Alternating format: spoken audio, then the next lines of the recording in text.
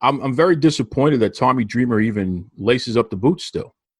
I think for a guy who, like him, whose body is so worn out, and you can tell he has trouble moving, he has no business being in a match like this. And then you got a guy like Moose, who is just a monster, and he's doing all these flippy moves.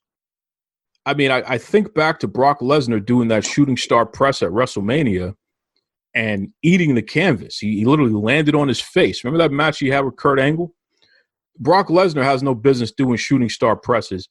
Moose has no business doing moonsaults and all this other nonsense that he's been practicing and doing. But it's so damn impressive, though. It's impressive, but it's unnecessary. It's like the Big Show doing a drop kick. Early in the Big Show's career, I'm serious. The guy had a hell of a drop kick early in his career. I mean, it was impressive because this is a giant doing a drop kick.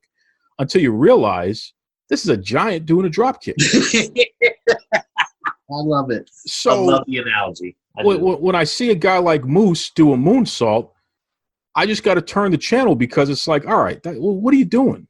You know, you're a guy who's in the NFL. You're a big, strong dude.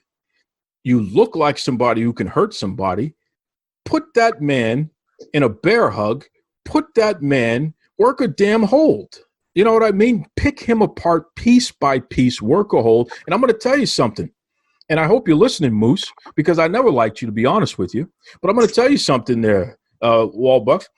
I was watching that women's match between Jordan Grace and Deonna Purrazzo, and I think every man on this card needs to sit down in the classroom and they need to watch that match to learn how to work a body part and work a hold and work to a finish because you wore down an opponent's body part. I think they need to learn from those ladies on how to actually wrestle, because all I saw was a bunch of flippy nonsense that made no sense, especially from a guy like Moose, who should be working a hell of a lot more closer to a Hercules Hernandez or something, instead of working like he wants to be Rey Mysterio Jr.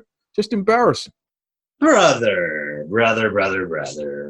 That doesn't, catch your eye when somebody can do that? That is such a rare thing with the big people. It embarrasses That's why, if the big guys want to do it, that's cool as long as they're smart and don't try to do it so much to where they're putting themselves at risk. But I don't see no problem with it. I got to respectfully disagree with you there, brother. I do not want to see – are you a basketball fan? You an NBA fan? No, sir. Okay. Well, I'll use the analogy anyway. I'll use a different analogy then. Are you a football? What's your sport of choice? I like NASCAR. I'm a monster truck. I'm a motocross kind of guy. Let's take monster truck, because I grew up on Bigfoot. I was a big Bigfoot fan. You remember Bigfoot? Yeah, I had the video game on the NES Classic. Yes, sir. I used to watch Bigfoot, and what was interesting is that when wrestling would go off on Saturday mornings, they would show Monster Truck. So wrestling would lead into Monster Truck. So I got to see Bigfoot, and it's just awesome every week. I even had Bigfoot toys and things like that, right? Okay. Can you imagine Bigfoot going into forget about NASCAR, going into F1 racing and racing around the track, zipping around the track like one of these little F1 cars or something like that? Stay in your lane. You're a big monster truck. Crush things. Literally crush them. I don't want to see you zipping around like you're some F1 racer and flying through the air or something like that when you get into a crash. You're a damn monster truck. So that's my analogy for Moose. Moose needs to be more Bigfoot, and he needs to be less F1 racing, if you ask me.